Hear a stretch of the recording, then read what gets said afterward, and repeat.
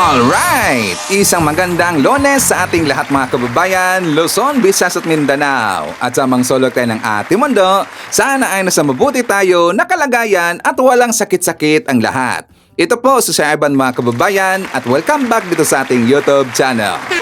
Okay, so mga kababayan ko, as usual, before tayo mag-start, i-welcome muna natin ang ating mga bagong viewers, mga subscribers at mga followers dito sa ating channel.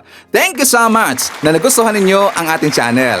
At syempre, pasalamatan natin ang ating mga viewers na nag-like, also nag-shares ng ating mga vlogs. Thank you so much at God bless po sa ating lahat.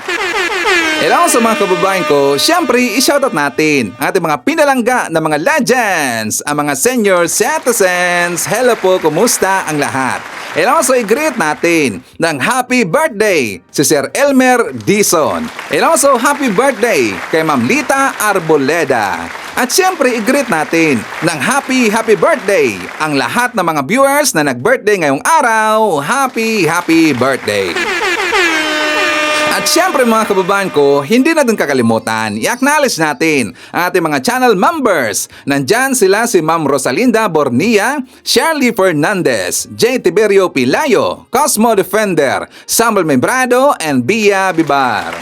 Okay, so mga kababayan ko, siya nga pala, pasensya no, kasi medyo late si Sir Ivan. Kasi nga diba, supposed to be ang ating schedule, ang vlog ni Sir Ivan is every morning. Pero anong oras na ngayon? Gabi na. Kasi ang kanina mga kababayan ko, super busy si Ivan. Ang daming skid talaga eh. Una, maaga pa lang, umattend ako ng fun run mga kababayan. Yes, nagpa-fun run rin si Ivan. At saka, after that, pumunta ako doon sa gathering namin kasama aking mga classmates. And after that, you will not believe mga DDS kung saan galing si Ivan. Galing ako sa isang birthday party at saka yung birthday boy ay isang DDS mga kababayan. Yes, isang DDS. Pero hindi DDS yung barumbado na DDS mga kababayan, professional ho na DDS. At saka hindi siya na memersonal. Siya rin po ay isang viewer natin mga kababayan. At saka alam nyo, nung nandun ako sa kanilang bahay, kasi noong una mga kababayan ko, sabi ko, meron kami agreement. Nga sabi ko, pupunta ako dyan sa bahay mo, pero hindi tayo magtatapik ng about sa politika. Well, he agree. Nung una. Pero hindi talaga nakaya eh. Talagang natanong po tungkol sa politika mga kababayan. At saka tinanong niya ako kung bakit suportado ko si President BBM. Bakit ako naging pro-admin supporter. Diba? So syempre sinagot ko siya na syempre unang-una si BBM siya ang presidente natin. And second, naniniwala ako sa kakayahan ng ating presidente na kaya niyang paunlarin pa ang ating bansa. Kaya lang, ang daming naninira, ang daming gustong i-drag down at saka gustong patalsikin sa peso si President BBM dahil sa pagiging greedy, dahil sa mga ang daming sinabi sa kanya. Pero alam niyo mga kababayan ko, na tungkol doon sa mga banat natin na ito naman talaga real talk no, kung bakit ko tinitira yung mga DDS, kung bakit ko pinipitik yung mga DDS. Well, doon sa kanilang bahay, medyo mahinahon si Ivan. Siyempre, home court advantage eh. So, hindi masyado kong bumanat doon. Pero konti lang mga kababayan. Ang marami kong sinabi doon tungkol kay President BBM kung bakit ko siya sinuportaan. Kung bakit ako nandito sa hanay ng mga pro-admin supporter. So, doon mga kababayan ko, I found out na ang kanyang nanay ay yellow. Ay pinklawan. At saka, I don't know sa kanyang papa, hindi ako sure kung saan siya na kulay mga kababayan. Hindi ko nakita kasi hindi siya masyadong pumipitik, hindi siya masyadong sumakay sa aming mga topics. Pero feeling ko lang, siya rin ay isang pro-admin supporter. Siya ay pro-admin supporter. Pero ayaw niya lang na siguro na makuha ang kanyang anak na kasi nga siyempre anak niya eh. So ayaw niya siguro na haluan yung topic tungkol sa politika at saka saan nakalining yung kanyang nanay at saka kanyang tatay. Siyempre anak eh, DDS mga kababayan. So sinakyan na lang. Pero nakita ko na sila ay pinklawan ang kanyang nanay at saka pro-Marcos or pro-admin supporter ang kanyang tatay. So ngayon, nangyari doon sa kanilang party mga kababayan, alam niyo ba na maraming napapapicture kasi Ivan? Noong una, hindi ako na-recognize. So ang naka-recognize ng una sa akin mga kababayan, aside doon sa nag-birthday, yung kanyang pamangkin na bata. Alam niyo ba ang kanya sinabi? Kasi ma-English na bata eh. Sabi niya, I saw you on TV. Yes, I saw you on TV. Are you a reporter? Kasi ma-English mga kababayan, so nahirapan akong sumagot. Mukhang parang magkaka-nosebleed tayo eh. Kasi Bisayang-Bisaya si Ivan eh. Diba? Sabi ng kanyang pamangkin na, I saw you on TV. Yeah, I saw you on TV. Tapos alam rin pala ng kanyang nanay. So ngayon, yung mga bisita nila, siguro na curious, so pinakitaan ng kanyang pamangkin na vlog ko mga kababayan, so ginplay doon sa kanilang TV. So they found out, ang mga bisita doon, nalaman nila na vlogger pala si Ivan. So ang kasunod, nagpa-picture sila mga kababayan. Diba? Ngayon, kilala na si Ivan.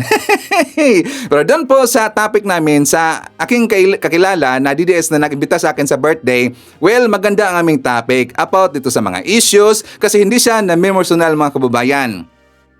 Yan ang maganda, hindi dapat pinipersonal yung mga hindi nyo kaalyado. Diba? Unlike dito sa mga trolls, unlike dito sa mga kakulto na nila ni Digong, grabe talaga eh. Parang gusto ka nang mawala sa mundo mga kababayan. Yung ganun na mastorya nila, sana mawala ka na lang, sana hindi ka na gumising, diba? Ikaw na lang kinuha, gunggong talaga eh. Ang sarap pitikin eh. Dapat mga trolls, dapat mga DDS, issue-based tayo. Katulad doon sa pinuntahan ko na birthday party, issue-based lang. Kung meron kayong tanong sa akin tungkol sa mga nangyayari, sa mga issues like mga, alam na natin sa flood control, at saka dito sa mga corruption, sa mga patayin tungkol kay Digong, dapat ganyan. Hindi yung dapat mawala ka na, dapat i-report ang page mo kasi fake news peddlers ka. Yung ganun, di ba? At saka napakahilig talaga mang-report ang mga DDS. Totoo lang, napakahilig talaga mag-report ng inyong mga pages ang mga DDS. Talagang nasa DNA na yan ng mga DDS mga kababayan. Kasi nga dami nila mga trolls eh. Kapag ikaw ay pagtulong-tulungan, yes, nandyan ho mga trolls nila. Tapos laging diba, laging lang sinasabi na ang pro-admin daw yung merong mga trolls, yan ay kabaliktaran. Diba anong sinasabi? Anong sinabi ni Copper Silapid?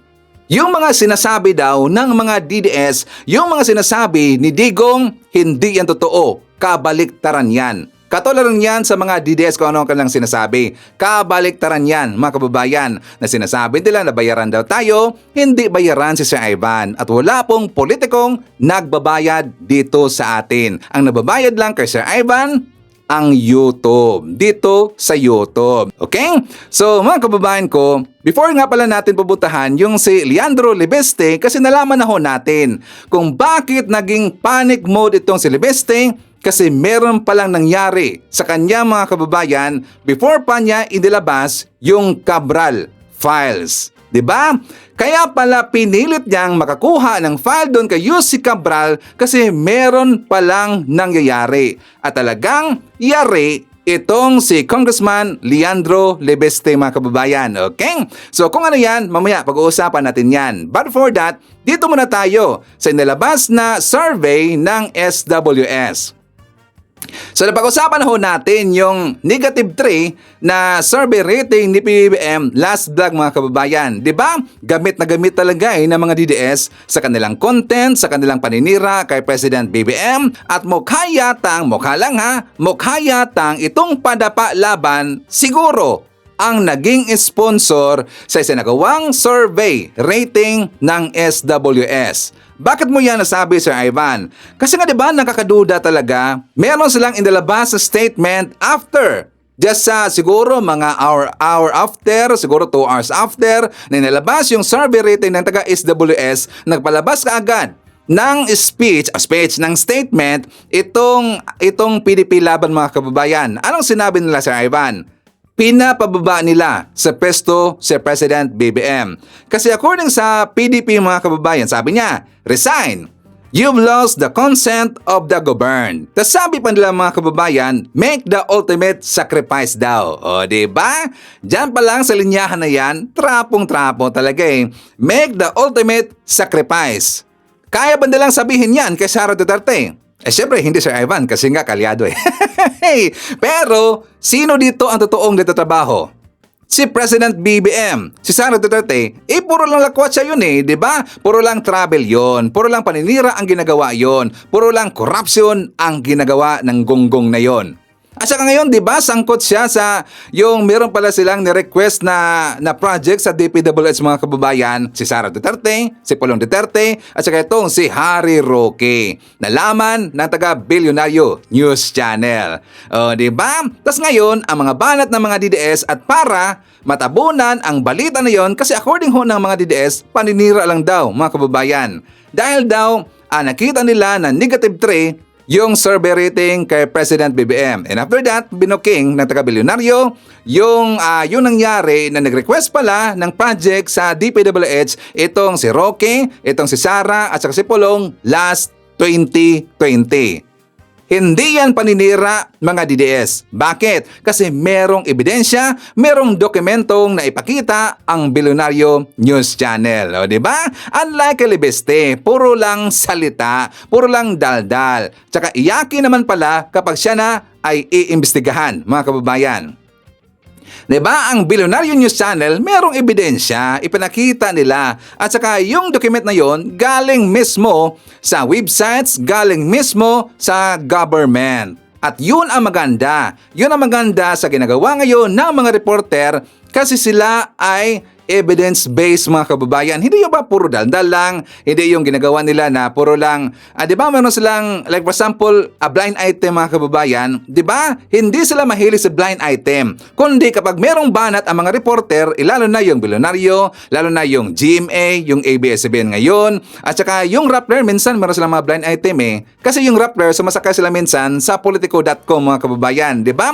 Mahilig sila sa blind item. Pero na-listen ng konti ng taga-Rappler, kundi direct sila sa mga issues. Ang mahilig lang ngayon sa mga blind item, yung politico.com, mga kababayan. And also, ang Abante. Yan dalawa na yan. Sila yung mahilig sa mga blind items. Pero good job no sa mga reporter at saka sa mga mainstream media ngayon kasi marunong na silang mag-imbestiga or marunong na silang maghanap ng mga ebidensya mga kababayan. Diba? Yan ang maganda kasi open na open sila sa gobyerno natin. Kasi sa panahon kasi ni Digong mga kababayan, ginanon kasi, diba, yung mga mainstream media, ganun din talaga At saka lagi silang binabahara ni Digong, tinatakot ni Digong na siyempre alam mo natin yung pag-uutang ni Digong, meron kasing utak kriminal ang gunggong na yon. So tinatakot nila at kapag sila ay manghihingi ng mga ebidensya or mga ebidensya galing sa gobyerno, hindi nila bibigyan mga kababayan. Talagang sinusuppress nila yung mainstream media sa panahon ni Digong. Ang namayagpang sa panahon na yon, siyempre kalyado lang nila. Sino si Ivan? SMNI, di ba? Yun lang ang namayagpag kasi kalyado nila So anyways, balik tayo dito sa ginawa ng padapa laban mga kababayan kasi pinaparesign nila si President BBM. Anong sabi niya? Make the ultimate sacrifice daw.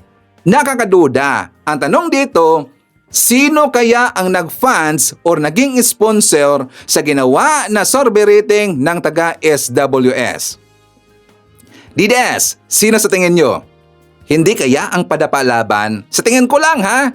Hindi kaya ang padapa laban? O, diba? And after that, ginamit kaagad ang kanilang naratibo ng kanilang mga trolls at ng kanilang mga DDS vlogger. Gamit na gamit talaga Negative 3, gamit na gamit talaga. That is very impossible. So ang ginawa na Sir Ivan mga kababayan, well, alam na ho natin, di ba yung Publicos Asia, si Malotequia, kasi mostly, kapag siya ay maglalabas ng kanilang survey rating, trust rating, performance, ano ba mga rating, ang Publicos kasi, napansin natin every first week of the month or second week of the month mga kababayan. So probably, by next year, first week of January, maglalabas yan ng survey rating ang Publicos, si Malotequia. So inunahan ko na. Anong ginawa mo sa Ivan? Sabi ko, Dear Malotequia o Publicos Asia, baka gusto mong higitan mo pa yung negative 3 na survey rating na nilabas ng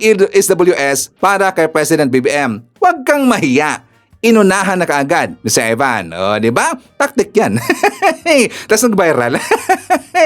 Maganda naman kasi kapag unahan mo, mga kababayan. Di ba? Yung mahilig sa mga laging naunguna. Di ba? Una style, DDS yan Yan kasi ang DDS tactics, DDS style, DDS narrative. Inuunahan mga kababayan. And after that, yung kanilang inakusahan, yun na ang maglalabas ng ebidensya or gusto nila ng mga DDS na yung kanilang inakusahan, yun ang maglalabas ng ebidensya. O, di ba? Balik rin natin. Gagamitin natin ang kanilang style, DDS style. Sa tayo manawagan kay Malotekia of Publicos Asia, higitan niya yung negative 3 na survey rating na nilabas ng SWS. Baka sa Ivan, expected na natin yan. Di ba? Kasi nga, destabilization style ngayon at ang ginagawa ng makalyado ni Digong. Expected na natin yan. Baka maging negative 7 pa yan or baka maging negative 50 pa yan. Pero kahit ano pa yung mga survey rating ang kanilang ilalabas, wala yang epekto. Bakit? Kasi ang nakikita ngayon ng taong bayan kung ano ang tinatrabaho ng ating President BBM. So ipapakita ko muna sa inyo mga kababayan kasi meron po mga Gen Z, take note, mga Gen Z na nag-react doon sa inilabas na survey ng SWS. For more details, let's watch this. Hindi po talaga siya realistic. Nakakapagduda po na gano'n, knowing na mas marami pa pong balita about kay Pangulong Bongbong Marcos na lumalabas na may ginagawa po siya. Tapos yung mga balita po kay VP Sara is more on puro mga katiwalian niya po yung binabalita. Kaya parang, paano mangyayari yun na mas mataas pa po siya sa lalabas na survey, knowing na kung yung mga tao po na bumuboto dun is nanonood ng balita, bakit po buboto pa rin po nila yung si Sara Duterte na puro mga hearing na hindi niya na nga po mapunta. Sa akin din po, same answer din po. Kasi, ayun nga po na kita naman po natin at nababalita rin naman po talaga na mas may nagagawa si BBM kaysa po kay Sara. Kaya mas nakakapagtaka po yung survey na to na bakit mas mataas pa po si Sara po kaysa kay BBM. Mas may napapatunayan pa nga po si BBM kaysa po kay Sara. Kaya for me po hindi po siya totoo. Nakakapagtaka po kasi doon pa lang po sa wala na siyang nagagawa. Tapos ganun pa po yung nangyayari na parang mas marami pang papabor sa kanya. Parang hindi po kapani-paniwala. Parang mas okay po na mas mataas si BBM kaysa sa survey. For the record, ma'am, sa ngayon ba sino mas pinagkakatiwalaan niyo sa kanilang dalawa? Si BBM po. For what reason, ma'am? Yan yung example sa economy. Na kahit pa paano po, mayroon pong changes na nangyayari. Tsaka yung pagbibigay po na niya ng importansya dun sa mga batas na dapat po na may sa batas na talaga po. Katulad niya po yun sa ETEA.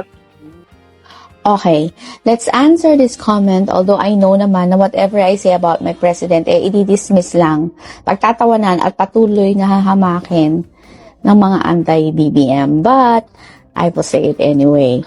So, ano daw ang opinion ko sa Marcos administration?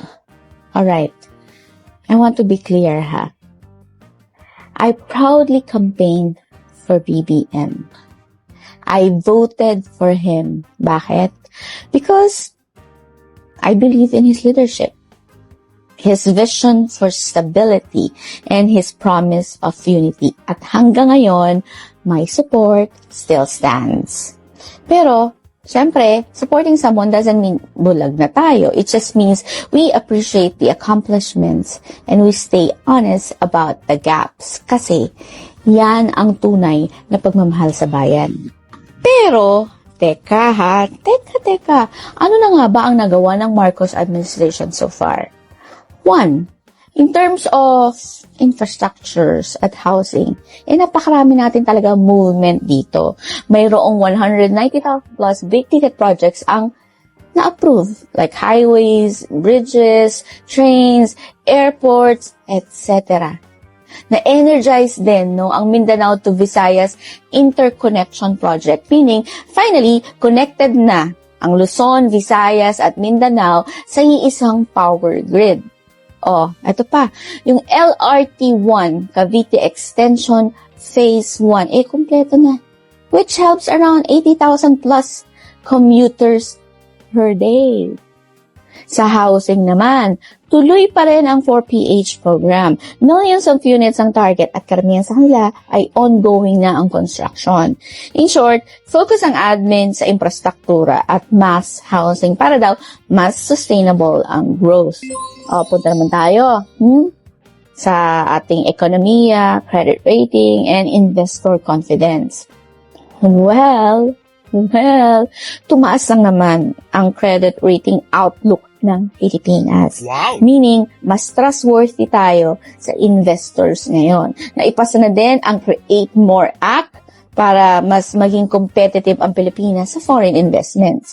May push na rin tayo sa digitalization tulad ng halos na 97% digital operation sa Bureau of Customs. Meaning, may effort to modernize, clean up system, at gawing mas effective ang bansa natin, negosyo.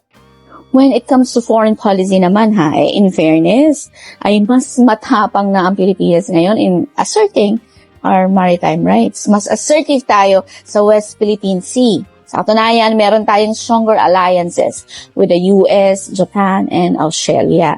Napirmahan na din ang Philippine Maritime Zone Act para mas malinaw yung claims at rights natin sa waters at EEZ. Sa mga social programs naman, nagkaroon tayo ng expansion of Walang Gutom program. Tuloy pa rin ang 4Ps kung saan there are millions of households assisted. Bukod pa dyan ay may mga digital reforms na rin tayo sa iba't ibang government offices. Pero yes, marami pa rin issues, no? Hindi pa lahat ramdam ang stability. Mataas pa rin ang antas ng ating kahirapan, and I agree that this needs urgent focus.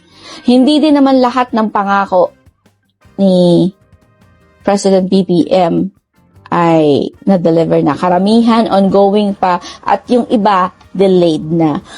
But, you know what? Sinuportahan ko sa BBM dahil naniniwala ako sa direksyon na gusto niyang tahakin para sa Pilipinas. At kahit may kulang pa, may hirap pa, hindi ibig sabihin nito ay baliwala na yung lahat. May nagawa or may pagkukulang man, pero dapat ang mahalaga sa atin ay hindi mawala yung pag-asa na balang araw ay makakamit din natin yung pag-unlad na gusto natin. You know, sometimes all we need is a leap of faith. And that's why my support still stands with President Bongbong Marcos. Alam niyo ba mga kababayan ko na siya, si ate ay nandun ho sa ibang lugar. If I'm not mistaken, married siya sa ibang lahi mga kababayan. Tapos minsan nakikita ko siya nagbablog Pero yan maganda. Kasi siya ay nasumuporta pa rin sa ating gobyerno hanggang ngayon despite sa mga nangyayari, despite sa mga paninira ng mga DDS. Well, hindi siya nagpadala, kundi marunong siya mag-isip mga kababayan. Talagang binabalansin niya yung mga issues at mga nangyayari. Yan ang maganda. Unlike dito sa mga DDS, talagang one-sided Talagang isa lang yung iniisip mga kababayan kung paano maging presidente si Sara Duterte at kung paano sisiraan ang ating President BBM. Yan lang ang naka-record o naka-program sa kanilang mga pag-uutak ng mga DDS. Pero ibahin nyo yung mga marunong mag-isip, yung marunong mag-analisa sa mga nangyari. Katulad po doon sa ating ipinakita na video ng mga Gen Z at saka yung second, 'di ba, yung Muslim mga kababayan, talagang magaling sila, marunong mag-isip. Pero ang mga DDS, magonggong talaga 'di ba? So ngayon mga kababayan ko, ipapakita ko sa inyo kung ilan lahat ang mga respondents o tinanong ng SWS sa kanilang survey. Ilan lahat, Sir Ivan? 1,200 lang pala. Tingnan nyo, 1,200 lang pala yung mga respondents. Tapos ang nakuha dyan is -3. At saka ang mababa talaga na survey mga kababayan, doon, of course, expected na natin yan sa Mindanao o doon sa Davao. Doon ang pinaka mababa mga kababayan. Nasipin nyo, 1,200 lang ang respondents. Hindi pa natin alam kung talagang yan po ay mga totoong tao mga kababayan. Kasi alam natin, ang mga DDS ang daming trolls ho. Ang daming trolls, mas dumadami pa yung trolls. Di ba? Napansin nyo ba yung tungkol dito sa issue ni Zaldico, mga kababayan? Kasi napansin namin, dumadami talaga na yung kanilang ipinost na sabi nila na si Zaldico ay inosente daw, pero ang kanilang post, mga kababayan, copy-paste lahat. Ang dami talaga copy-paste lahat, mga kababayan. Parang ipinapakita nila dito sa ibang mga tao na gusto lang palabasin dito na inosente itong si Zaldico, which is not. Hindi siya inosente. Pero dito sa mga trolls na to na hard, abay, gusto nang ipakita na inosente ito si Zaldico, mga kababayan. Ang ibig sabihin, kasi copy-paste yan, nakakaduda. Nag-hire sila ng maraming trolls, mga kababayan. Ito ay preparation. Preparation na to for the next year. Kasi according na naman ng mga DDS, kasi napunta ako doon sa vlog ni Makata, mga kababayan. Kilala ba natin si DM yata yan, si Super DM na Makata? Kasi meron silang pinaplano by January. Hindi pa niya sinabi kung anong kanilang plano, pero malaki daw. O di ba, malaki daw, malakihang rally, malakihang gagawin. Tapos sabi pa niya, nag-assume na kaagad, goodbye Marcos daw sa 2036 kasi meron silang gagawin na malakihang rally. Di ba, nakakatawa talaga Ilan na ba lahat yung laging lang sinasabi na malakihang rally? Until now, presidente pa rin si President BBM. Nakatawa talaga Wala yan. Kahit anong gawin nila, wala effect yan. Kahit anong gagawin nila, wala effect yan. Ang mangyayari by next year, expect natin si Bato de la Rosa or baka si Sara Duterte at saka ito si Bongo nasa ICC na. O, diba? Si Sara, pero siyang harapin na impeachment case this coming February. Yan ang abangan nyo, mga DDS. Pero si President BBM is still our president until 2028. O, diba? So, isipin nyo, mga kababayan, 1,200 lang yung respondents. So, ang ginawa ni si Ayman, gumawa tayo ng survey dito sa YouTube. Dito sa YouTube, mga kababayan, meron tayong respondents na umabot ng 12,000. So 12,000 ho yung nagboto. Ang nakuha ni President BBM, 91%. Itong survey na ito, mga kababayan, ito po ay tinatawag ko na survey rating for December 2025. The whole month. Kanino ka mas may tiwala at bakit? Ang nakuha ni President BBM, 91% DDS. Kay Sara Duterte is only 9% lang. Diba? Isipin nyo, 12,000 ho ang bumoto dyan. 9% lang ang nakuha na survey rating kay Sara Duterte. Ang ibig sabihin, mas majority ng mga Pilipino, na mga matitino na mga Pilipino, ang ayaw dito kay Sara Duterte. Maraming ayaw kay Sara Duterte. Correct me if I'm wrong, mga DDS. And also, ipapakita ko sa inyo, itong ginawang katarantaduhan ng dalawang vlogger na to, alam nyo, ganito kabastos talaga sila si Banat Bay at saka itong isa yung may malaking ulo na parang si Dagol, mga kababayan. Kasi ganito nila binastos si President BBM. Animal ka, bongbong! Dinaig mo palamig ng Japan, ha? Negative 3 ka. Ano ba sasabi mo? Sabi ko nga, kung gusto mo mag-positive, baka mag-positive ka. Pero negative 3, kawawa ka naman. Kawawa ka naman, bongbong. At yung mga bayaran niyang vlogger, wala kayong mga silbi? Uy, squammy na nga, wala pang silbi. Mahal-mahal ng bayad sa inyo. Grabe naman, negative 3, nakakahiya kayo.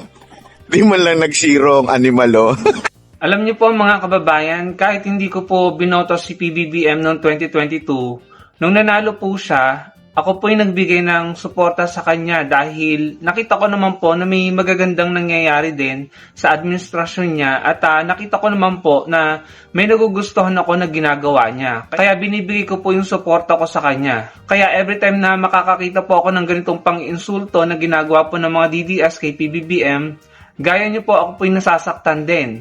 Dahil sa totoo lang, ngayon lang po ako nakakita ng mga ganyang uri ng tao na talagang wala pong pakundangan sa kabastusan. Sobrang kabastusan, Pangulo po yung binabastos. Kung ako po ang tatanungin nyo, hindi po ako naniniwala dyan sa trust ratings na yan. Yung pa-survey na yan na napaka-imposible po, negative 3. Yung trust rating ni PBBM at positive 31 kay Sara Duterte. Dahil talaga naman pong hindi ka panipaniwala.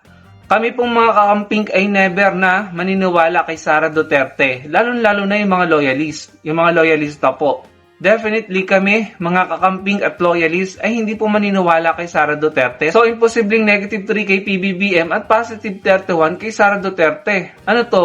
Puro DDS ang nasurvey nyo? Tapos, gagamitin niya ng mga DDS para mang-insulto, mang-asar at saktan po yung mga sumusuporta kay PBBM.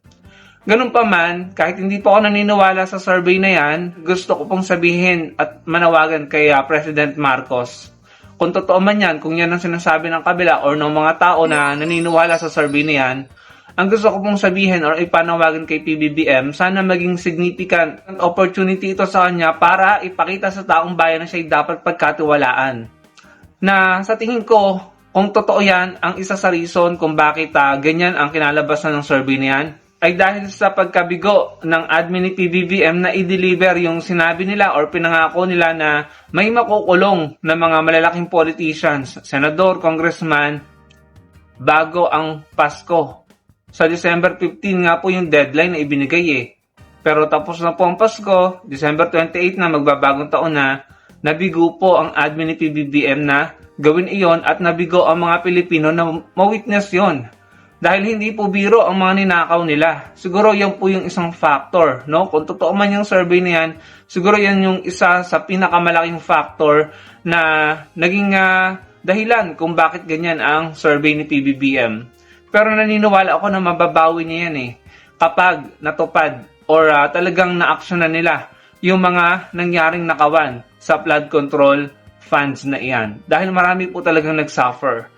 Ang nagiging sistema po kasi, ang nangyayari, pinoproject ng mga DDS si Sara Duterte na bilang bida at lumalaban sa korupsyon. Dahil sabi nila, ang narrative nila, si Sara Duterte daw ang nagsiwalat niyan noon.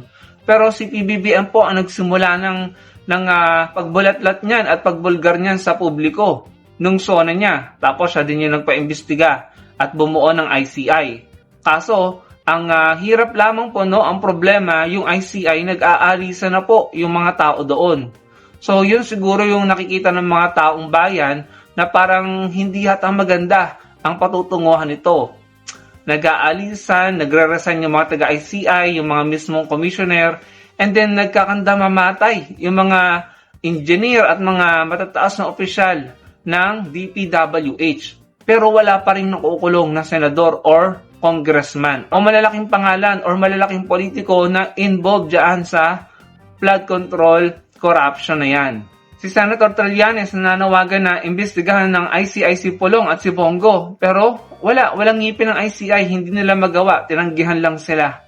So, kaya po siguro nadidismaya yung taong bayan na parang maliliit na tao na naman ba kayang ipakulong, tapos yung mga big time at malalaking ninakaw ay makakatakas na naman, ma-absuelto na naman.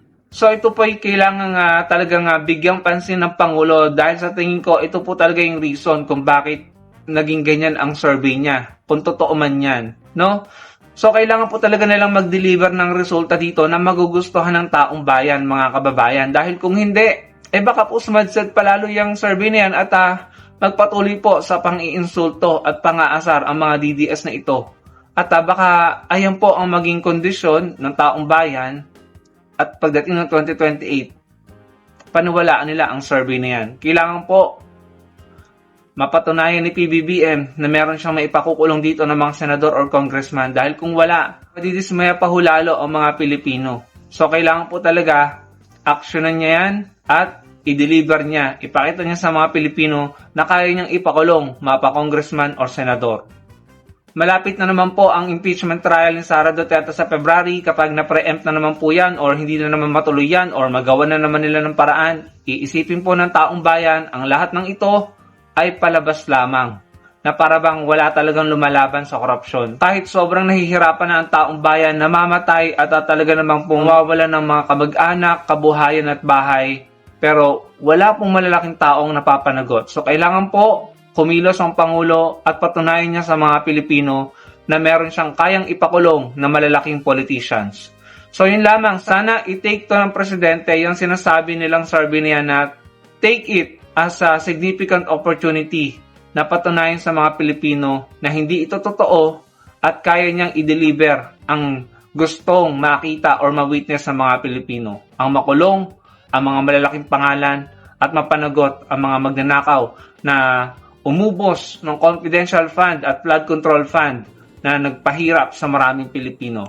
Okay, so before tayo magpapatuloy sa ating mga topics, well, i-acknowledge muna natin ang ating top 5 commenters, ang ating mga viewers na may maraming na-comment dyan sa baba sa ating comment section. So nandyan sa ating listahan si Tess Faraon, mayroon siyang 14 na mga comments. Nandyan rin si Bidad, mayroon siyang 10 na mga comments. Mones Borromeo, mayroon siyang 8 na mga comments. Nandyan rin si Nelda Habien, mayroon siyang 8 na mga comments. And Adura Pampolino, mayroon siyang 7 lahat na mga comments. Okay, so thank you so much.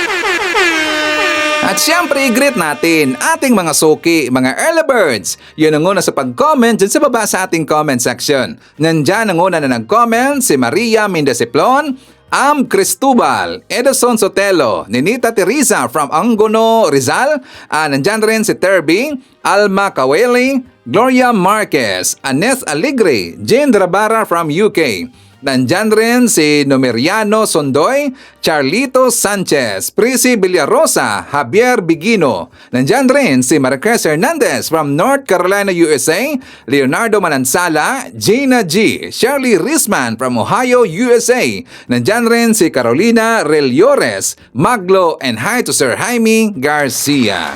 Okay.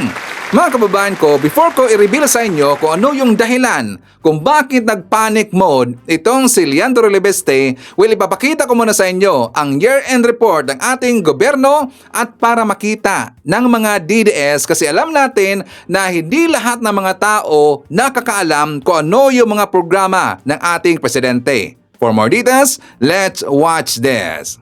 Ika nga ng Pangulo, walang maiiwan na Pilipino sa bagong Pilipinas. Kaya puspusan niyang isinulong ang mga proyekto para sa kapakanan at kaunlaran ng bawat mamamayan. Malugod naming ipipresenta ang mga natatanging programa na lubos na naramdaman at naghatid ng samot-saring benepisyo sa ating mga kababayan.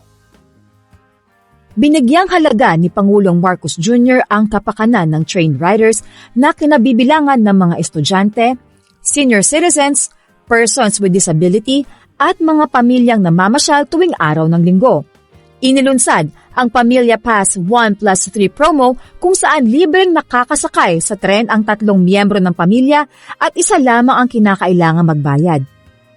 Nagsimula ito noong Sunday, June 1 at tatagal hanggang sa last Sunday ng June 2028. Ibig sabihin, pag linggo, bibili ka ng isang ticket, plus 3 ang pwede mong isakay. Ibig sabihin, sa isang ticket, 4 ang pwedeng sumakay. Para naman mabigyan natin ng pagkakataon yung ating mga pamilya, mga magkabarkada na magkasama. Bali po, 4 na ticket po, isa lang po yung binayaran namin. From Ortigas po to GMA Kamuning, 20 pesos lang po. 48 pesos po yung natipid namin. Maraming po salamat sa pamunuan po ng MRT sa libre po nilang sakay ngayong araw na po ito. Tapos sabi nila, yung pag daw family, so yung 3 free, yung isa lang magbabayad. So talagang I was so thankful kasi talagang nakabawas ang babayaran namin, di ba?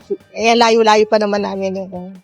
So maganda yung program kung kay BBM niya, maganda yan para lalo na yung mga they cannot really afford it, saka kayong nagmamadali, ganon.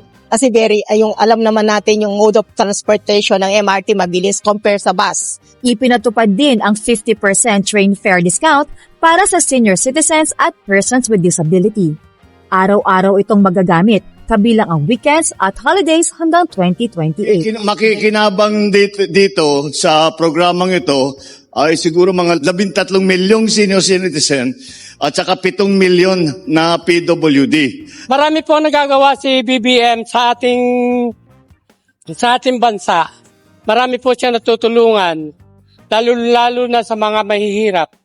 Siya po ang tunay na Pangulo ng Pilipinas na makakatulong sa atin.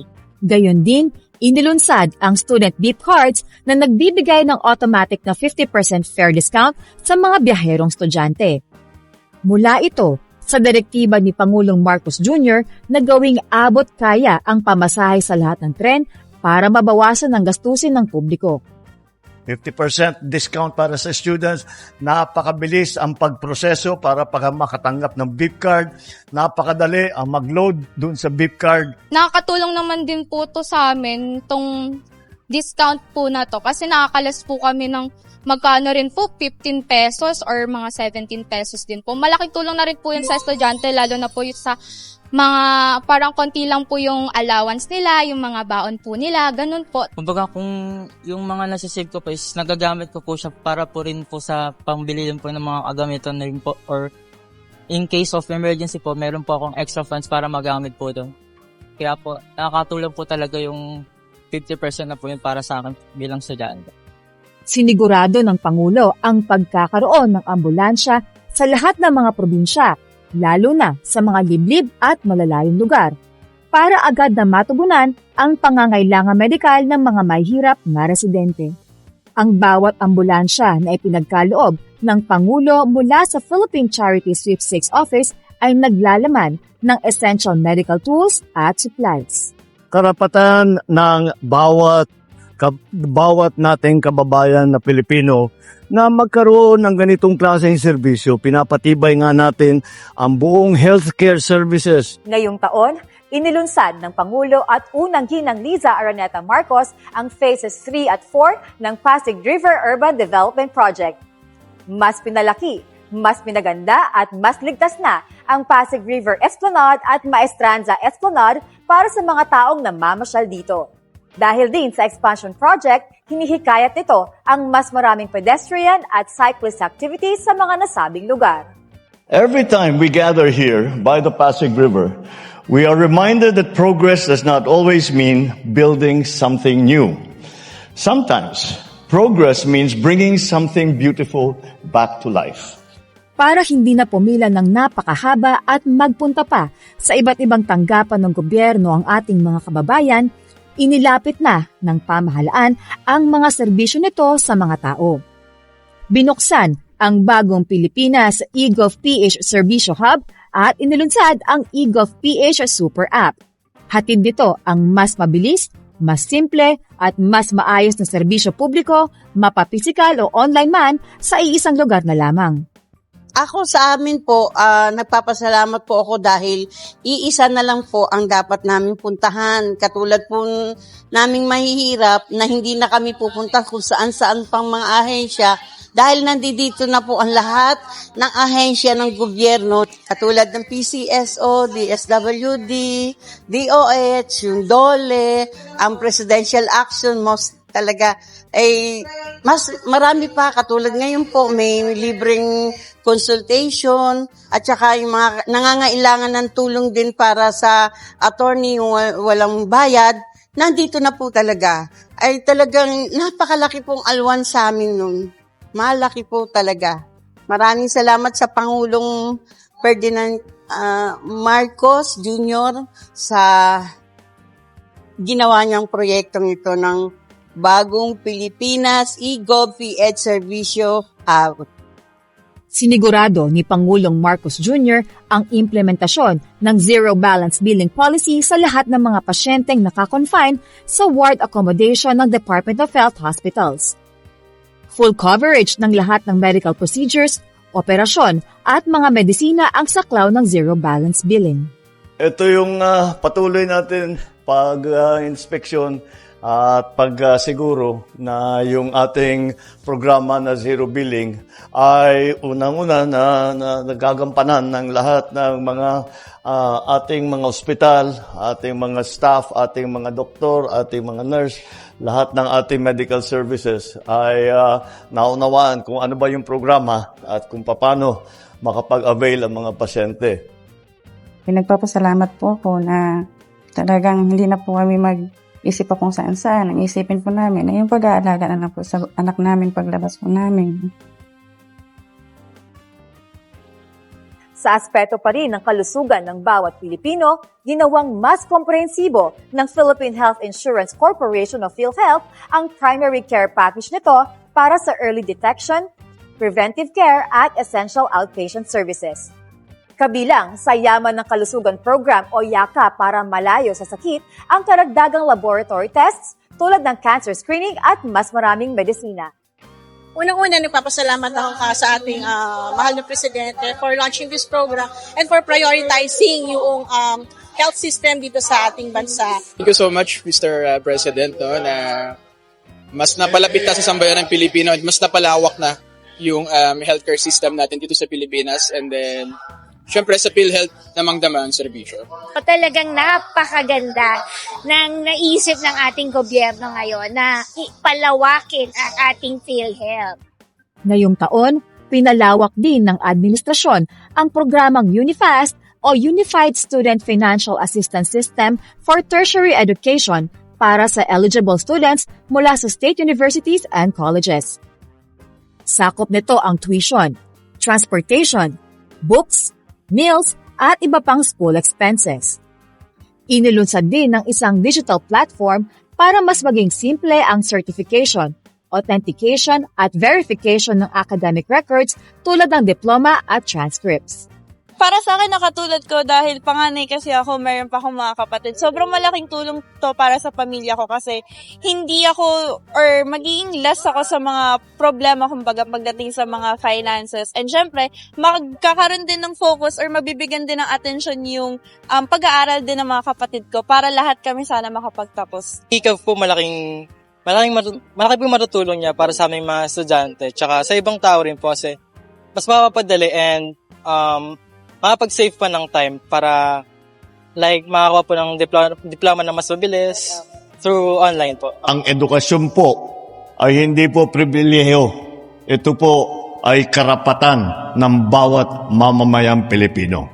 Isang taon matapos ilatag ang kauna-unahang government-owned fiber backbone sa Pilipinas, inilunsad ng Pangulo ang Phases 2 and 3 ng National Fiber Backbone na lalong nagpapalawak ng internet access at connectivity sa iba't ibang tanggapan ng gobyerno at public spaces. Alinsabay nito, dinagdagan ang libreng Wi-Fi site sa buong bansa, lalo na sa geographically isolated and disadvantaged areas na malaki ang naitulong para sa edukasyon ng mga mag-aaral. Unang-una po sa lahat, nagpapasalamat po kami sa aming minahal na presidente, Mr. Bongbong Marcos po, dahil sa pagpapatupad ng free Wi-Fi po dito po sa ating Eastern Visayas, sa one of the tourist spots here in Eastern Visayas, the MacArthur Memorial Park. Sa mahal nating Pangulo, salamat. Malaking tulong to sa amin na sa mga estudyante. Itong proyekto mo, sana mas marami pa magawa. Damo nga salamat po, President Marcos, parahan free Wi-Fi. Damo nga salamat po, President Marcos, parahan free Wi-Fi. Ngayong araw na ito ay nakakatuwa dahil talaga nakikita natin na ikinukonekta natin ang buong Pilipinas sa pamamagitan ng ganitong mga fiber backbone para naman ay lahat ng Pilipino, kahit nga yung mga nasa malalayo, yung mga nasa isla na hindi madaling puntahan, ay magkakaroon pa rin ng internet upang makatulong sa kanilang trabaho, upang tumulong sa kanilang pamumuhay. Isang mahalagang pagbabago ang ipinatupad para sa mga motorista na madalas bumabiyahe sa toll expressways. Inilunsad ng Pangulo ang Toll Collection System Interoperability Project, One RFID, All Tollways. Sa pamamagitan ng sistemang ito, hindi na kinakailangan kumuha pa ng magkaibang RFID stickers mula sa dalawang service providers. Mas guminhawa at mas bumilis na ang paglalakbay ng mga motorista papunta at palabas ng Kalakhang, Maynila at mga karatig na lugar sa buong Luzon. Ang reformang ito sa RFID system ay bahagi ng mas malawak nating layunin na gawing mas moderno, konektado at nakatuon sa pangangailangan ng bawat Pilipino ang ating infrastruktura. Ipinamalas ang bayanihan spirit at pagkakaisa ng national government agencies, local government units, pribadong sektor at non-government organizations nang ilunsad ang Oplan kontra baha, waterways clearing and cleaning operations sa buong kapuluan. Nag-inspeksyon mismo ang Pangulo sa iba't ibang lugar para alamin at obserbahan ang pag-aalis ng mga basura at debris sa mga ilog, sapa, waterways at drainage systems na nagdudulot ng pagbaha sa tuwing malakas ang ulan. This is a long-term solution, and it is something that has been proposed for a very long time, but somehow has never been implemented, and we are doing that now. Pinagtuunan ng pansin ang problema ng involuntary hunger o pagkalam ng sikmura sa mga pamilyang tinaguriang food poor. Binuksan ang Walang Gutom Kitchen na nagbibigay ng libreng pagkain tuwing almusal at tanghalian sa may 700 mahihirap na katao kada araw. Nakakatanggap ito ng mga donasyong pagkain mula sa fast food chains, hotel groups at iba pang partners. Nagpasalamat ako nga natutunan ko tong Walang Gutom ng Gutom Kitchen dahil minsan magutom ako, mapunta ako dito, nakakain ako. Ngayon nararamdaman namin na may pangarap na uli kami. At pangako namin, kung ano man maitutulong namin, kahit na kaliliit lang, tutulong kami. Mula sa isang pangako, binigyang katuparan ng administrasyon ang pagbaba ng presyo ng bigas sa 20 pesos kada kilo. Inilunsad ito sa mga pampublikong palengke sa buong bansa, kabilang sa mga tindahan ng kadiwa ng Pangulo. Siyempre malaking tulong po sa aming mahihirap ang 20. Kung sa 40 nga, nahihirapan kami, pinakamababang bigas. Pag bumili ka ng 20, makakabili ka ng itlog, isang ulam na namin maghanak yun, di ba? At least kahit pa paano nakakatulong ang bigas sa murang halaga, kahit gaano ka mahal ang bigas ngayon, pinakamababa, dinudumog ng taong pinakamura. Thank you po kay Presidente sa mga tulong na pinagkakaloob niya sa amin. Thank you din kay Lord dahil siya binigay niya sa amin, Presidente. Malaking pasalamat namin lahat sa ating mahal na presidente. Kaya kung hindi dahil sa kanya, wala kaming mabibili na mumurahin na bigas. Maraming salamat po, Presidente Bongbong Marcos. Sana itulong mo sa tulad naming mahihirap. Iisa ang hangarin ni Pangulong Ferdinand R. Marcos Jr. sa bawat proyekto na ating natunghiyan. Ang makapagbigay ng makabuluhan at positibong pagbabago sa kabuhayan ng bawat Pilipino. Mahalaga para sa kanya ang patuloy na pag-angat at progreso ng Pilipinas, kaya't walang sinasayang na oras sa panahon ng kanyang administrasyon. Sinasalamin ng bawat proyektong itinampok ang mithiin ng Pangulo na walang maiiwan na Pilipino sa bagong Pilipinas. O, di ba? Palapakan muna natin ating President BBM, First Lady Lisa Marcos at ang Marcos Administration. So ngayon mga DDS, ganyan ba ang tamad na presidente? Or worth it ba sa kanya ang -3 na survey rating? I don't think so. 'Di ba? Maraming programa at mga proyekto ang ating presidente na malaking tulong ho sa bansa natin at maraming mga Pilipino ang nakinabang dito. Hindi nyo lang alam. Bakit? Kasi hindi nyo pinapanood ang programa ng ating gobyerno at lagi kayong binubulag ng mga fake news peddlers na mga vlogger. 'Di ba? Kaya kayo bulag. So anyways, ipapakita ko na sa inyo kung ano yung dahilan kung bakit nag-panic mode at saka nagdadaldal ngayon itong si Leandro Libeste tungkol dito sa kanyang ginagawa na pagpapaipal at pagdadrama na para lang si Mayor Magalong. Ano nangyari sa Ivan? Naalala niyo ba sa panahon ni Digong? 'Di ba? Makailang beses natin ditong napag-usapan na itong si Leandro Libeste ay siya nakakuha ng proyekto na worth or halos 10 billion pesos na solar renewable energy project. Naalala ba natin yan? Ngayon, nagkakaproblema. Bakit? Kasi kasama dito itong si Libeste at ang kanyang negosyo na malilintikan. Ika-cancel ng DOE. Bakit sa Ivan? Kasi underperforming ang kanyang proyekto. Ang ibig sabihin, walang kwenta o hindi masyadong napakinabangan. Siguro may problema mga kababayan. So before pa niya inilabas ang Cabral Files, ito na pala ang nangyayari mga kababayan. So dahil dito, kumuha siya ng mga ebidensya or kumuha siya ng mga pwede niya magamit na pwedeng ikakapanira sa ating gobyerno. For more details, let's watch this. Shockwaves hit the Philippine renewable energy sector as the Department of Energy terminates 84 contracts for non-performance, including major projects by SP New Energy Corporation. The move comes just about 2 months after Batangas 1st District Representative Leandro Liviste sold billions in SPNEC shares to Meralco, fueling speculations he's cashing out ahead of contract terminations. The same day of the DOE announcement, Liviste also dropped so-called Cabral files on social media, claiming a crusade against corruption, but critics say the timing looks like a panic management.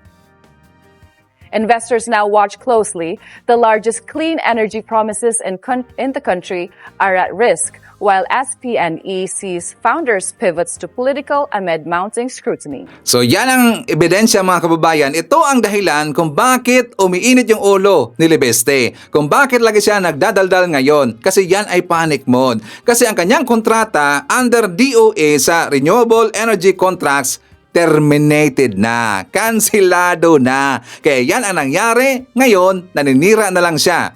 Diba meron siyang inilabas na statement mga kababayan, ito daw mga kongresista at saka tinira niya yung Committee of Appropriations Chair na si Micaela Swansing. Na daw itong si Swansing, ang staff ni Swansing lumapit daw kay Leandro Liviste. So ang ginawa ng staff na yon, in-offeran siya ng incentives na 150 yata yon or 151 million pesos kapalit ng boto para aprobahan yung budget for 2026. Diba yan po ang pinalabas ngayon na kadramahan ni Liviste. Not just that, sabi rin ni Liviste na nakatanggap daw ng 2 million pesos yata yun na Christmas bonus ang mga kongresista, pero siya ay sinagot ni Swansing. For more details, let's watch this. Meron siya ni-release na statement saying na meron daw pong kinabot sa kanyang isang staff or may pinakita isang staff ng APRO na meron siyang 150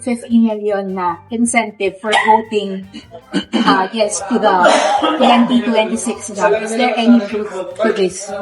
I will answer that in this manner. So, the House is a collegial body. The House of Representatives is a collegial body. We respect each member to have the freedom to choose based on the needs, not just choose, to vote and to decide based on the needs of their constituents and their conscience. So the House leadership has always maintained as a policy, as a principle, to not sway any individual member to vote a certain way. So, ganun ko po sasagutin yon na hindi po iniimpluwensyahan ng House leadership ang sino mang individual na miyembro ng Kongreso, ng Kamara, na bumoto ng kung papaano mang paraan.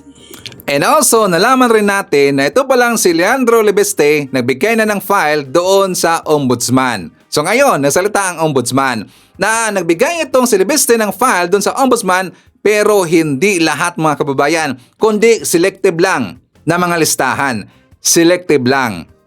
At yan ay inamin at saka ibinulgar ng taga-Ombudsman. Sir Evan, sa tingin mo, bakit hindi lahat ng file ni Liviste ibinigay niya doon sa Ombudsman? Bakit selective?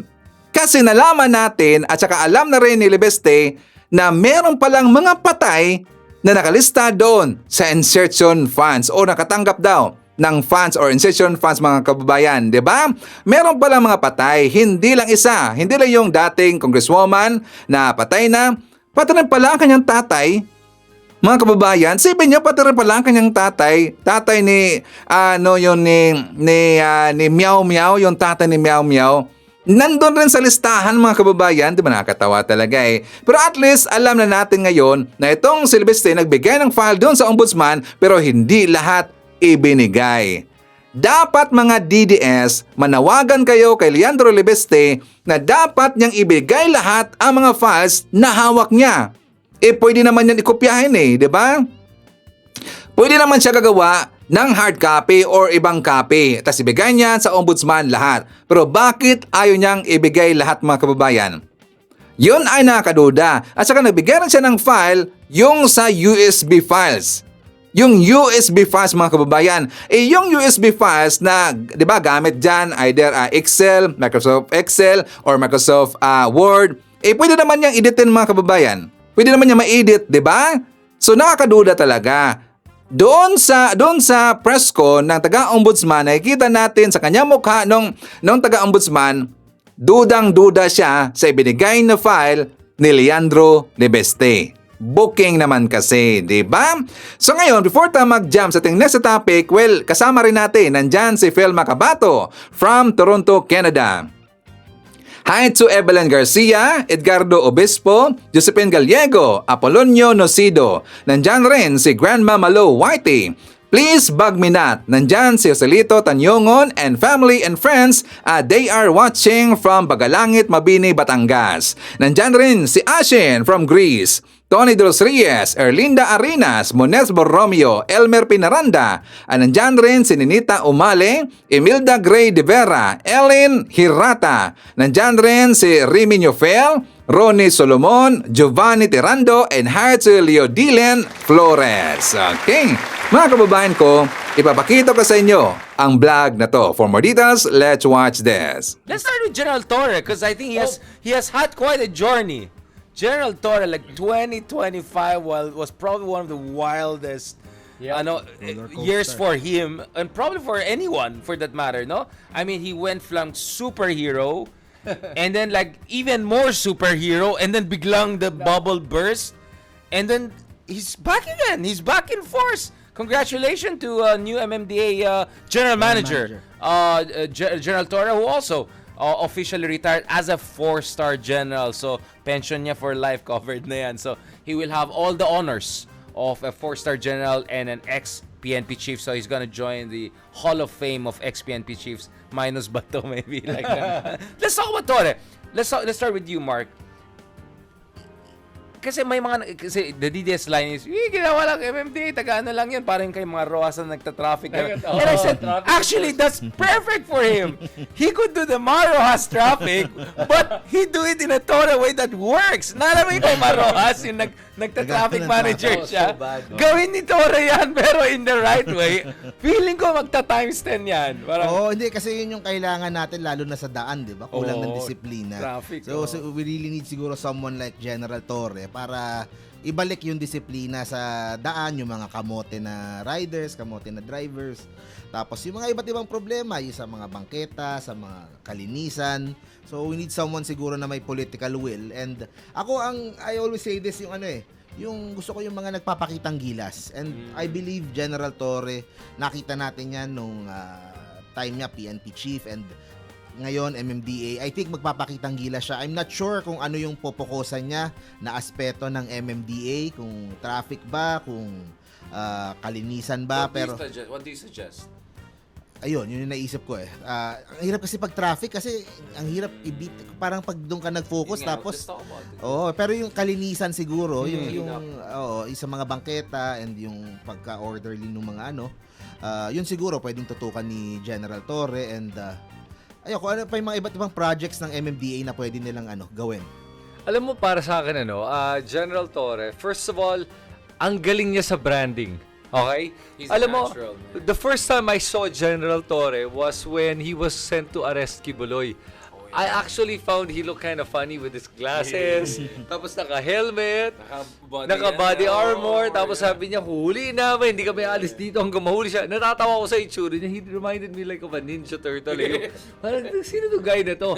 He looked so goofy. Tas serious pa siya. Tas seryoso, but he looked kind of goofy. Serious, But I was like, talagang police ba to? Okay. But then he got the job done. And I was like, uy, okay.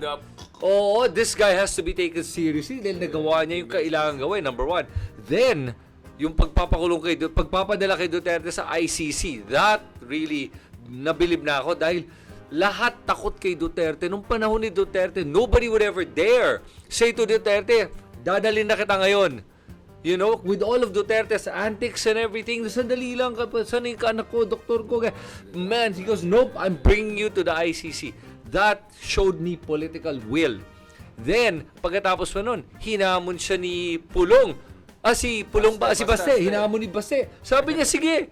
Punta siya sa Araneta Coliseum ba yun? Diba? Naglagawa ng ring, ginawang charity event. May Rocky, nagsuot pa ng gloves. Pare, for me... gloves, diba? Milyon ang bili. Yeah, alam mo, for me, that was amazing PR, amazing branding, at he made the Baste look like the coward that he is. I mean, this is an older guy. hinamon mo. Tsaka way Pumala- shorter. 6 foot yata si Basta. 5 Oo. to 7 lang yata. Tapos yun eh. pumalags yung isa. Sabi ko, sige, go. Gawin natin for charity. Tapos hindi ka kumasa. Wow! Ang dami niya excuse, di ba? Ang dami. I have to go to a trip. Oo, Kaya, oo. dude, hinamon mo. Naglagay ng time and place. Ito na, let's go. Tapos, Let's go right now. tapos sasabihin mo, I can't do it right now. Hindi, kung kaya mo, pumunta Pero bro, ka. I don't know kung AI video.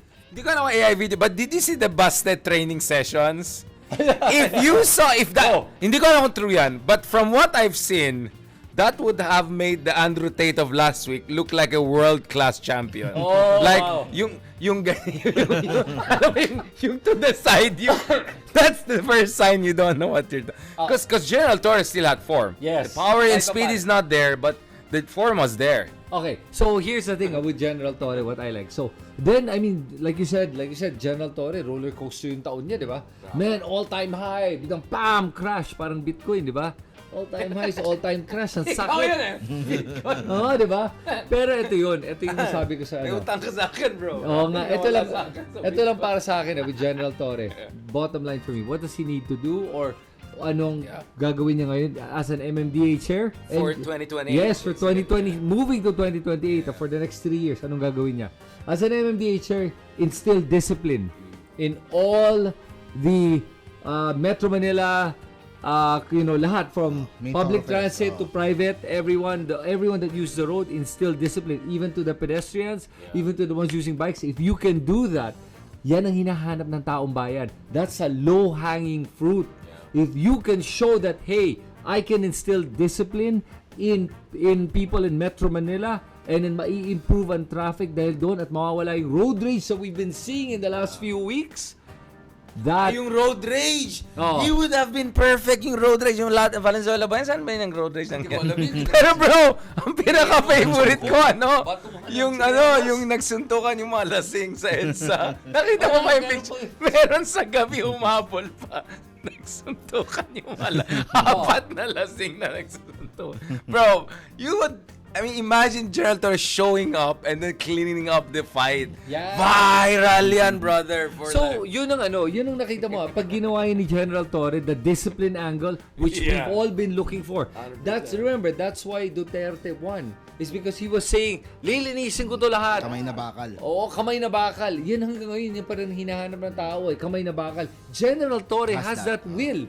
And he's also fair. Yan ang gusto ko sa Rule of kanya. law. Walang JK sa kanya. Yes. Kahit na sabihin niya, hindi, gagawin natin to. I'm going to enforce the law, but I am enforcing the law. Not above the law, not beyond the law in itself. That's why I like Torre. Ako meron akong before we move on from General Torre. No, let's stay with General Torre. I think this is an important topic. There's others. Para mainis yung mga DDS. Sinearch ko yung mga trabaho ng MMDA. Medyo nakalimutan ko lahat eh. Pero dalawang bagay ang naisip ko. One is, he could do a Tulfo style na reklamo ng taong bayan sa Metro Manila. Diba? May magreklamo yung taong bayan. Sa kanya direkta. He would work with the mayor. Yes. And then they solve the problem. So that is one. Pangalawa, ito, ang trabaho din ng MMDA nga, yung solid waste management and yung sa basura.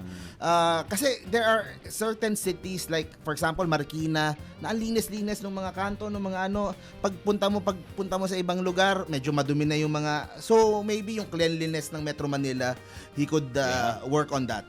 So, I love the suggestion. I think the Bayani Fernando model Yeah. shows you if you get a few things right. I mean, we can talk about yung pink funeral, everything. Shows you that actually the MMDA, although general manager siya, could be the de facto governor of Metro Manila. Yes. Right? It doesn't have the full power like Panon Imelda. But he could almost be like given yung gravitas ni Torre, given yung natural charisma niya, people go wild when he's around there.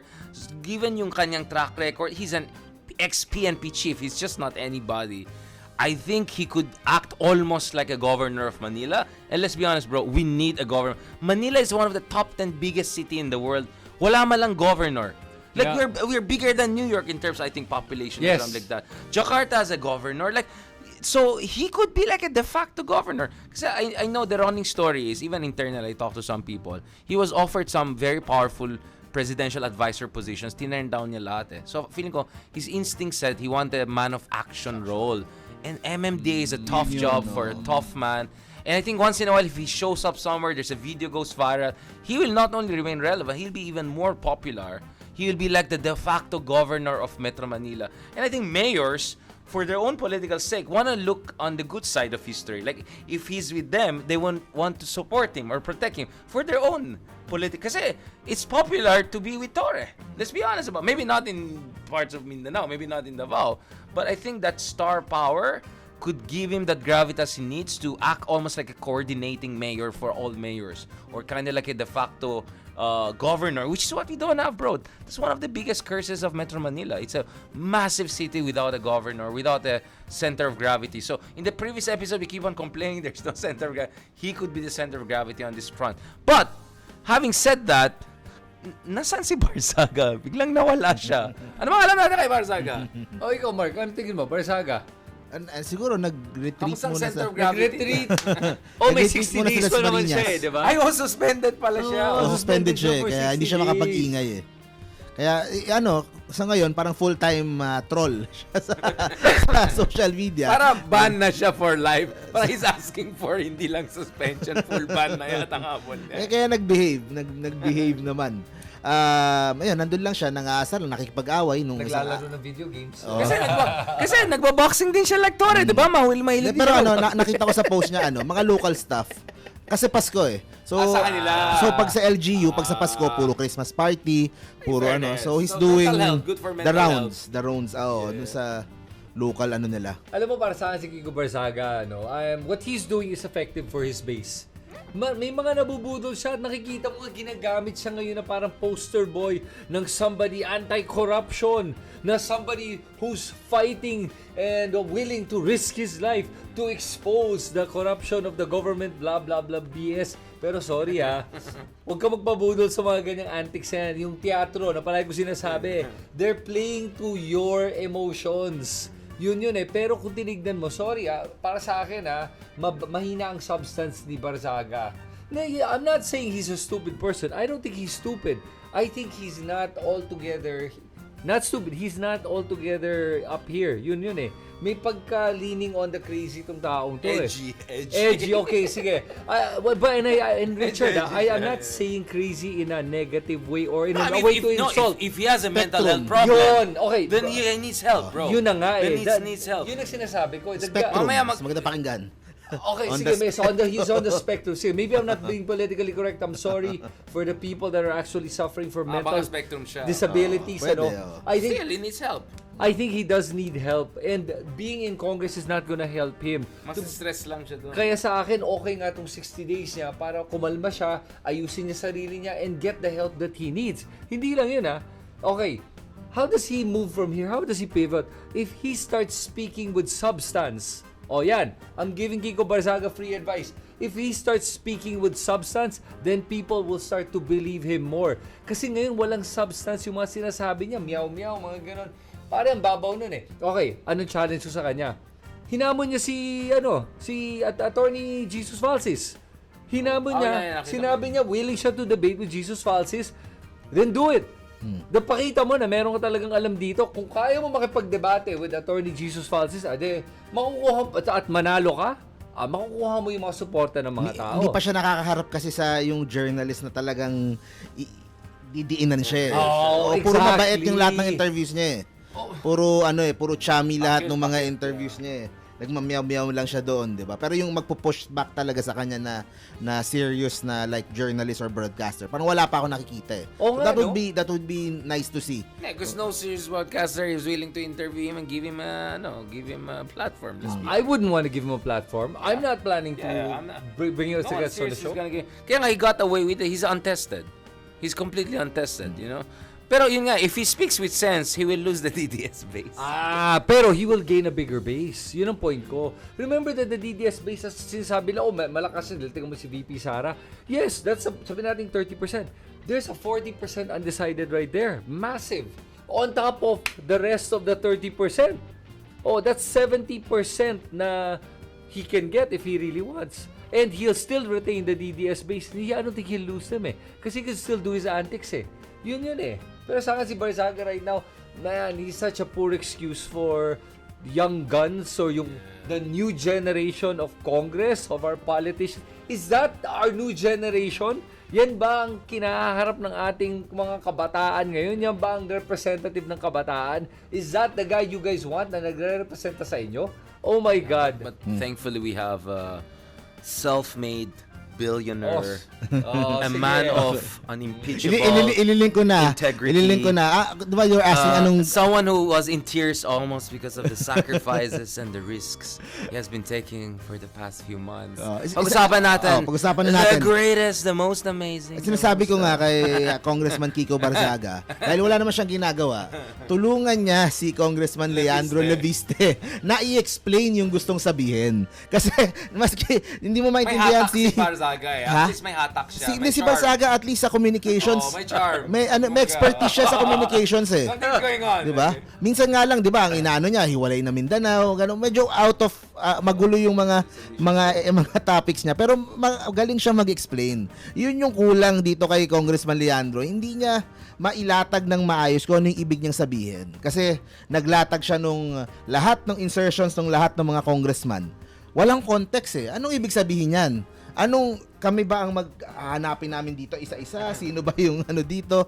So hindi napapaliwanag ng maayos ano yung gusto niyang papuntahan, ano yung gusto niyang mangyari doon sa kanyang mga allegedly Cabral files. Ng raise na nga. Tapos pag ay, wait po. Wait. Ano ulit po yung ganun?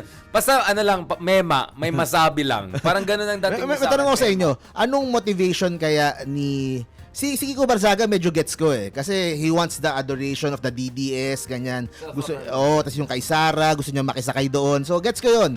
Si Leandro ang hindi ko pa masyadong magets. Kung totoo In your opinion, ano yung tingin kaibigan mo natin motivation nakilala niya? siya na he wants to be the next president of the Philippines. Wow! I don't think trying hard epal is a very good way to start it. And to be honest, he has to really improve his communication skills. He's not spontaneous. He cannot speak... Konyotic ako mag-Tagalog, but at the very least, I can finish a sentence or two. Parang feeling ko yung Tagalog niya is not even like rudimentary. I'm not even sure his English is that good. So, honestly, medyo taas masyado ang ambition niya. He has to step up. Pero kasi tingin ko, yung sinasabi mo hindi siya makapag-explain is because nga, hindi siya marunong mahirap siya sa Tagalog. Hindi siya Hirap. Hirap So, siya talaga. nakikita mo parang nag-iisip siya ano yung Tagalog word na sasabihin ko para ma-explain. Then wala, babalik siya sa English. So, kaya hirap na hirap siya. Number one. Number two, yung problema ko din kay Leandro Leviste, tulad ng sinabi mo, pag nagpe-presenta nga siya, walang konteksto. Doon nilabas siya yung listahan niya the first time. Parang pinapalabas siya, lalabas ko lahat ng baho yun lahat. Papakita ko na yung paglabas. Nagtulpo siya. Then pinalabas siya. Tapos tinignan ng mga tao. next Then pinush back. So, sinasabi mo ba may corruption dito? Ay, hindi ko naman sinasabi. O teka, yung nanay mo andito, oo nga, pero siya yung pinakamaliit. 1 billion lang daw. Oh well, sabi ko nga, kung 1 billion yung nanay mo, nakakuha ng 1 billion, tapos may 10% na kickback, that's 100 million. Mas problematic pa yan kaysa dun binibintang mo kay Bicol Saro Party List na 140 million na in-insert daw niya. Nanay mo nag 1 billion, de-defend mo, tapos titirahin mo for 140 million. So yun yung nakikita kong problema ni Leandro Leviste, number one. Number two, dadagdag ko kay Leviste. Yung pagiging bilyonaryo niya, okay? That's not out of hard work. That's patronage politics at its best. Okay? Yep. You can look it up. This is the age of the internet. Lahat naman nandiyan dyan eh.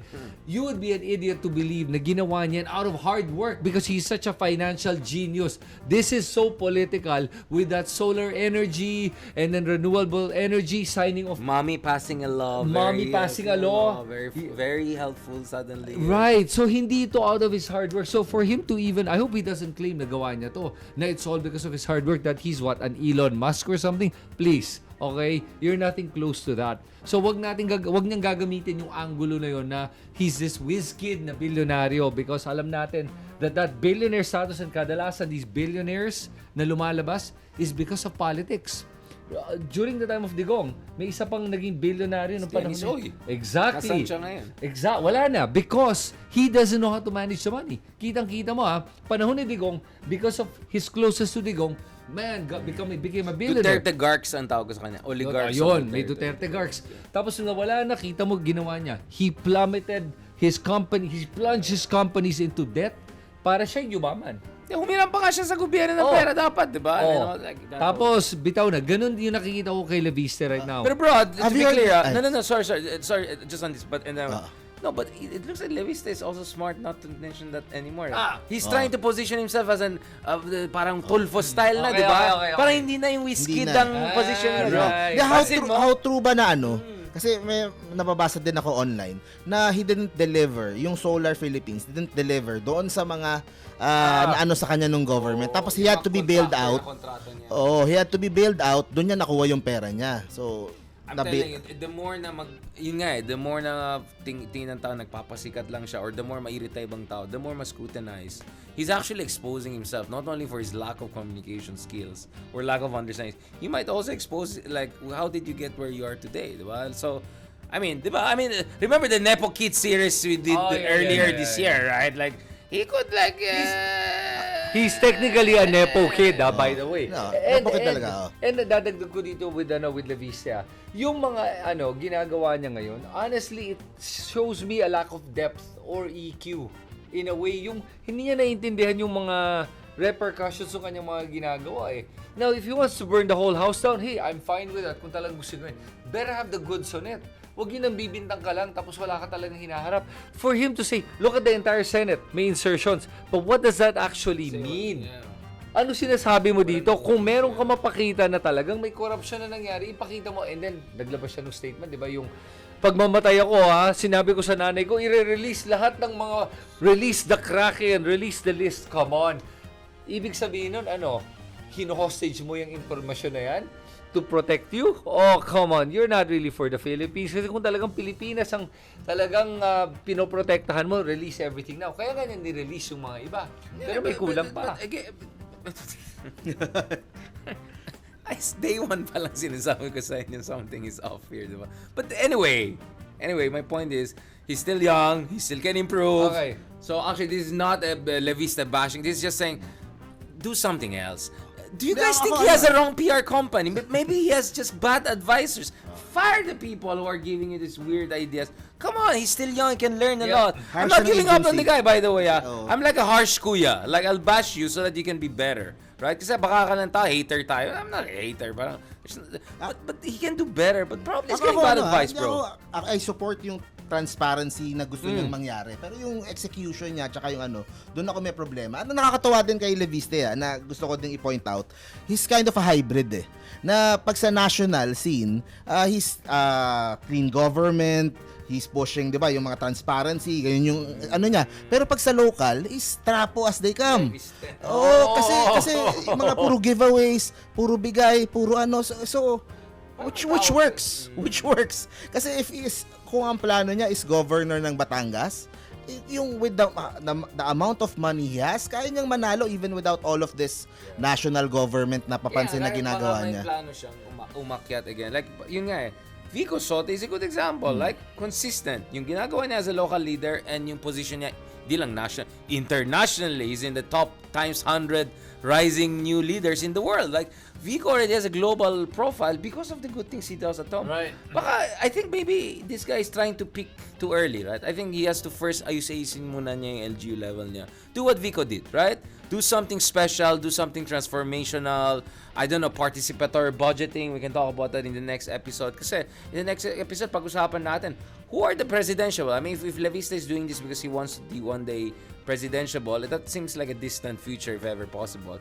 But there are a couple of other people who are young, charismatic, or youngish and charismatic, and are kind of in a conversation na I think worth discussing. As everyone knows, medyo nag-trending yata yung sinabi ko kay Bam, di ba? I just said, for the sake of argument, kasi may parang ganun kilala niyo si Ezra Klein, yung podcaster na American, di ba? Parang he would make a case for each candidate. Hindi niya endorse, Like, kunya, if it's Gavin Newsom, ito yung strengths and weaknesses. If it's AOC, if it's this JD Vance, is ganun.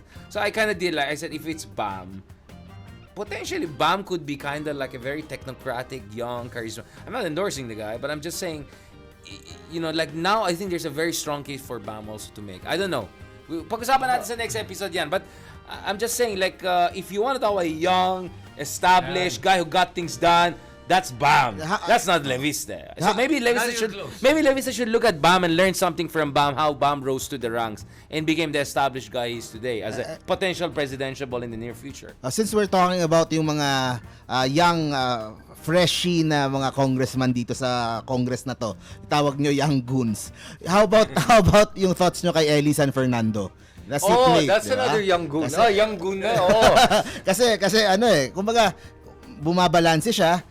He joins the Akbayan Bloc kapag dun sa ibang certain issues, pero he joins yung pagboto kay Kiko Barzaga sa DDS side. Pero he has one agenda na pushing for provincial rate abolition. Yes, anong opinion nyo doon? Alam mo, for me si Ellie, Bring Ellie. Yeah, because when he was still a TikToker, okay, he was making a lot of very good valid points. And he's a good speaker. Magaling siya. Very charismatic. Oo, magaling siya talaga. On cam and in person. I didn't like na namumulitika siya dito sa kay Barzaga. Dapat talaga hindi na siya namulitika dito at sumama sa Barzaga 5. He had nothing to gain by doing that. Okay? No, think about it. What did he have to gain from that? Nothing. He could have addressed a lot of other issues. Abstain na lang siya. Yeah, or dude, if you're gonna do something, kung ako si Ellie, talk about or paglaban mo something more substantial. Something na talagang pwede mo paglaban. Siguro if Ellie San Fernando, if you can take a cue from any of the elders naman, or the old guns, I like how Erice speaks.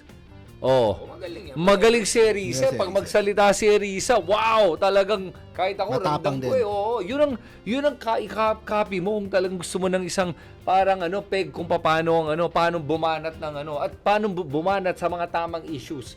Kung in other words, pick your battles. Yun ang kay Ellie San Fernando. Pero of the young goons, siya yung siguro yung mga bright shining star. May mga bata pa dyan Pero ikaw, ano tingin mo kay Ellie? I think Ellie is like kind of doing his own Mamdani version. I think ang laki ng potential niya.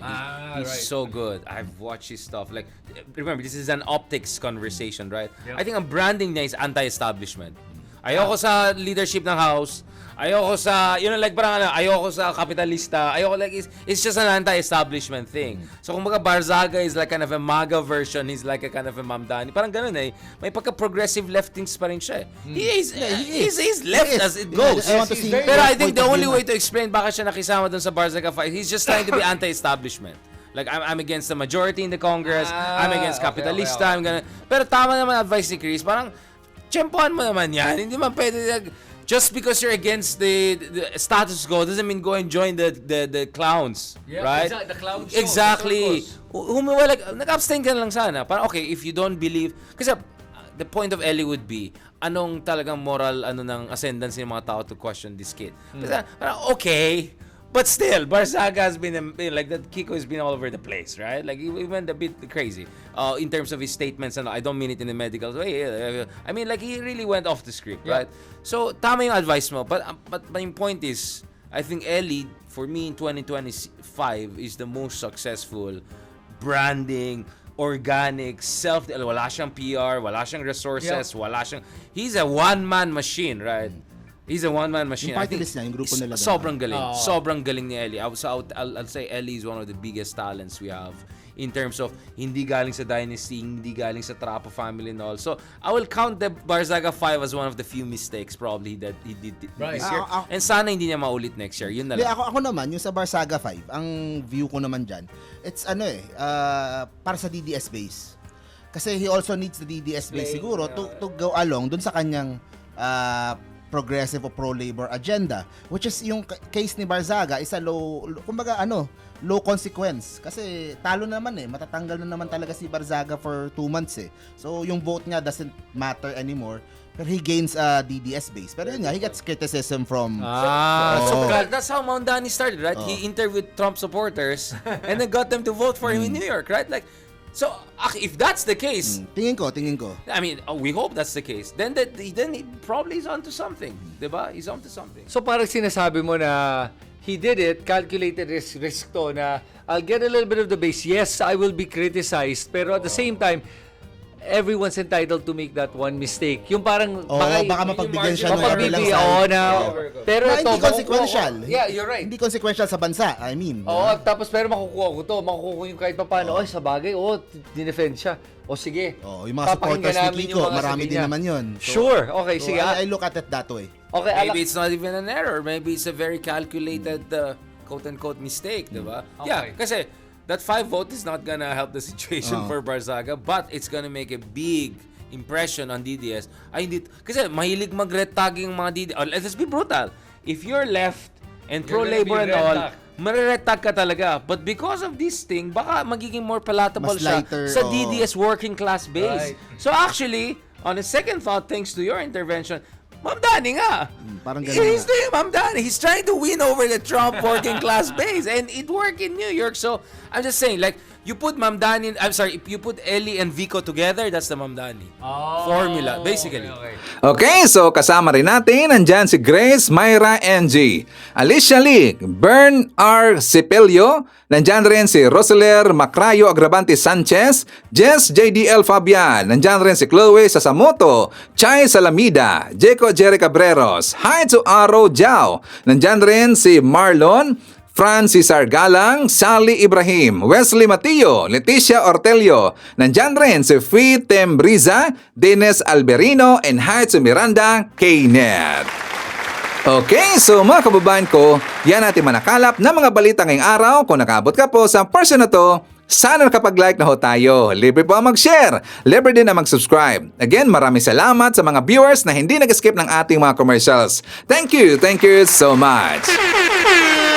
At before natin tatapusin ang ating programa ngayong araw, sana sabayan nyo sa Sir Ivan para sa ating live messaging prayer. Ama naming Diyos, sa pagsisimula ng linggong ito, humihingi kami ng iyong gabay, lakas at karunungan. Ingatan mo po ang aming Pangulo, si Ferdinand Bongbong Marcos Jr. Balutin mo siya ng iyong proteksyon laban sa anumang panganib at bigyan ng malinaw na isip at pusong naglilingkod para sa kapakanan ng bayan. Pagpalain mo po ang kanyang pamumuno, ang kanyang pamilya at ang bawat hakbang na ginagawa niya para sa ikabubuti ng sambayanang Pilipino. Naway manaig ang katotohanan, kapayapaan at pagkakaisa sa aming bansa. Ito po ang aming dalangin.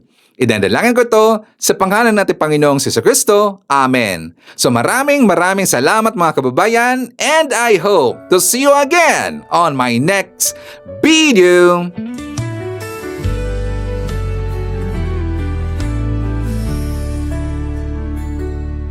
Sa paglilingkod sa bayan, sama-sama tayong tumindig. Sa hirap at ginhawa, ating itaguyod. Pangulo'y ating suportahan sa kanyang adhikain. Para sa Pilipinas, ating pagtulungan. Tulungan natin ang Pangulo para sa bansang Pilipinas. Sa pagunlad at pagbabago, tayo'y mag-iisa sa kanyang pamumuno. Ating itaguyod Pilipinas, ating mahalin at ipagtanggol. Mga programa at proyekto ating suportahan para sa ikabubuti ng ating pamayanan. Sa pagkakaisa, ating itaguyod ang bayan. Tulungan ang Pangulo sa kanyang tungkulin. Tulungan natin ang Pangulo para sa bansang Pilipinas. Sa pagunlad at pagbabago, tayo'y makiisa sa kanyang pamumuno. Ating itaguyod Pilipinas, ating mahalin at ipagtanggol. Sa bawat desisyon ating suportahan, sa ikabubuti ng ating bayan.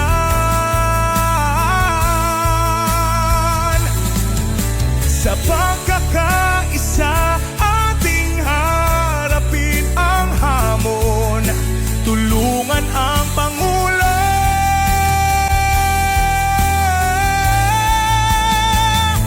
Tulungan natin ang Pangulo para sa bansang Pilipinas. Sa pagunlad at pagbabago, tayo'y makiisa sa kanyang pamumuno. Ating itaguyod Pilipinas, ating mahalin at ipag